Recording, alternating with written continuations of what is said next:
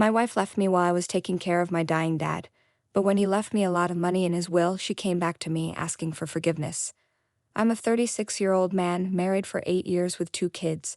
I'm also the only son of my sick father. He's been struggling with kidney problems for years, but lately it's gotten worse. He needs dialysis twice a week, and I've made it my routine to take him.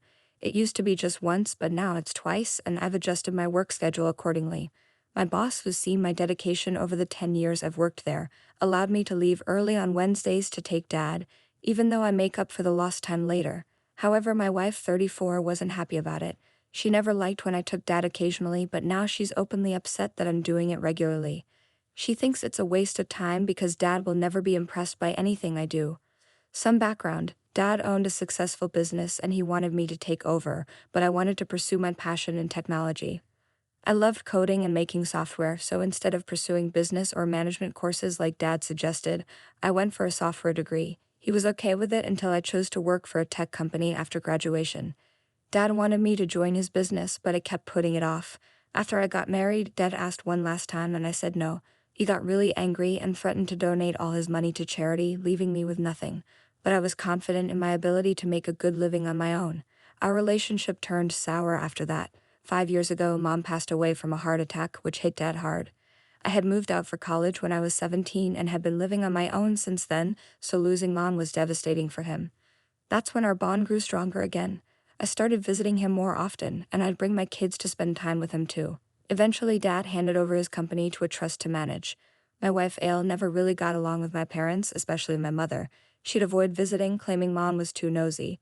When Dad threatened to cut me out of his will, Ale openly criticized my parents, calling them mean and evil. I tried to keep her away from my relationship with them, but she kept interfering, worried about our future and the kids. I assured her we'd be fine without Dad's money, but she didn't listen. Now she's causing the scene because I'll be taking Dad for dialysis twice a week.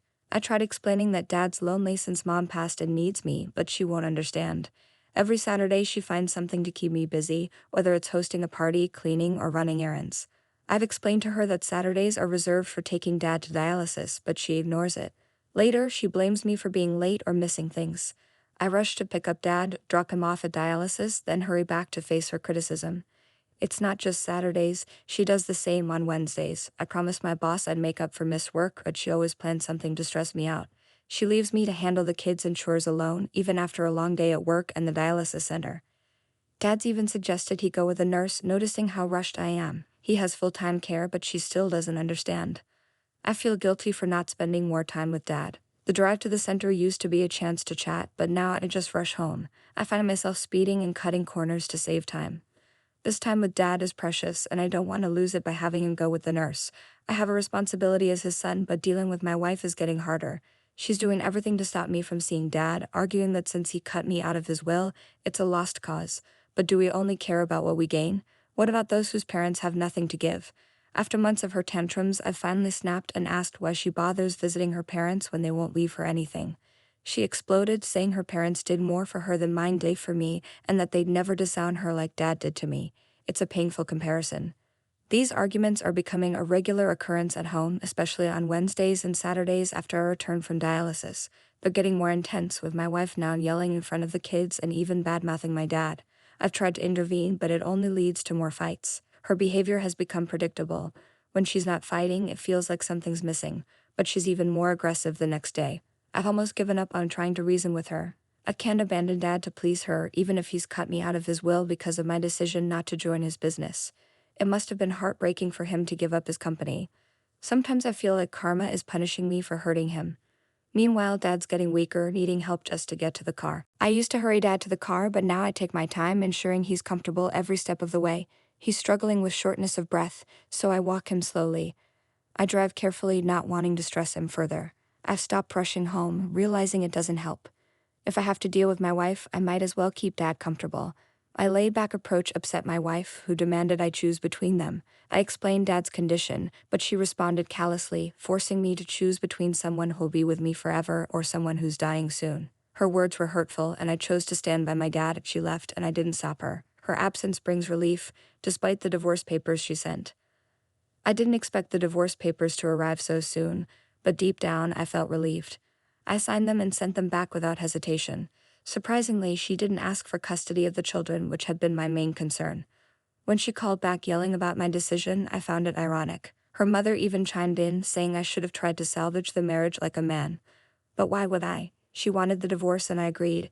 It was a clean break for me. I teased her about abandoning the kids, but she didn't want them. Her mother said she was too young to be burdened with children. I gladly kept them with me, though it's challenging at times, especially when I'm at work. To ease the load, I moved in with Dad, and it's been a blessing. The kids love spending time with him, and he has a caregiver to help out. It's heartwarming to see them bond and enjoy each other's company. Ale didn't see this coming. She wanted to make my life miserable by divorcing me, thinking I couldn't handle everything on my plate, taking care of the kids, Dad, the house and work. But everything's running smoothly. I'm definitely having the last laugh. The divorce turned out to be the best thing ever, lol. Update 3. It's with a heavy heart that I share Dad passed away last week in his sleep. He went to bed happy after playing with my children and didn't wake up. The doctor said he passed away peacefully. Dad's nurse and caregiver also noticed how much happier he was after I moved in. It's sad to lose a parent, but I'm glad he spent his last months happily. My children are devastated but have learned valuable lessons from Dad about accepting reality and moving forward. They're my strength during this tough time. But there's more shocking news. Dad's lawyer contacted me to discuss his will. I'd assumed everything was going to the trust, but the lawyer revealed something incredible.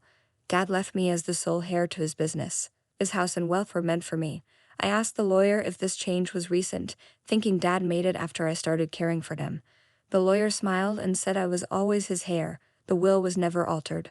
I couldn't stop crying, realizing Dad never abandoned me. Maybe he threatened to disown me to push me to carry on his legacy. Dad's attorney comforted me, saying Dad was proud I pursued my passion despite his pressure. He even suggested I could take the company back from the trust and run it myself. It's time to repay Dad's support by scaling his business to new heights. Back home, I shared Grandpa's will with my kids. He left them a portion of his wealth once they turned 18. Today we visited his grave, reflecting in silence. It's an emotional time for me. Update 4. A month after Dad's passing, I've taken over his business and community service work. I quit my job and rented out our house to live in my parents' home. My kids feel connected to their grandpa here, and I cherish the memories of my childhood. With news of inheriting Dad's wealth, a new chapter begins. My house was bustling with visitors, long-lost relatives, friends, and neighbors. But the most unexpected guests were my ex-wife Ale and her parents. They entered the house in tears, claiming they hadn't known about my father's passing, or they would have attended the funeral. Her parents spoke fondly of my dad, while Ale hugged the children, expressing how much she missed them. I couldn't help but question why she hadn't visited them in the past several months. She claimed she had tried, but our house was locked. I found it hard to believe she hadn't been concerned for the children's well-being. Her parents urged us to put the past behind us now that my father was gone, suggesting it was best for the children to have a mother at home while I worked. I couldn't help but laugh at their suggestion. The children had grown accustomed to her absence, and I had no desire to welcome her back into our lives. Despite my resistance, Ale broke down in tears, pleading for reconciliation. She professed her love for me and her longing to be with the children again. But I saw through her words, accusing her and her parents of only being interested in my father's wealth. I didn't hold back, expressing my frustration with them. I called them out for their greed and manipulation, just as she had criticized my dad during our divorce. There was no way I was going to let them back into my life. I wasn't about to let this woman get a single cent of my dad's hard-earned money. She took offense when I called out her parents' behavior. She claimed she had pleaded with me out of love, but now she demanded what she believed was rightfully hers, half of my wealth, or rather half of my dad's wealth. I made it clear she wouldn't get a penny. She hurled insults at me and stormed off. I consulted my lawyer about the situation. He assured me her chances were slim, considering the divorce had been settled a year before I inherited the money. Plus the children were under my care, making it difficult for her to claim anything. However, he warned me to be cautious about letting her spend time with the kids, as she might try to manipulate them and use them to demand money for their upkeep. I'm grateful for his advice and am now supervising their interactions. I'm also dedicating a lot of time to the kids to help them cope with the loss, ensuring they don't turn to their mom for emotional support. Taking over my dad's company has given me the flexibility to manage my personal and well-being. I'm even planning a vacation to the Bahamas for the kids. They deserve it. As for Ale, she hasn't reached out since her last visit. I suspect she's busy seeking legal recourse against me.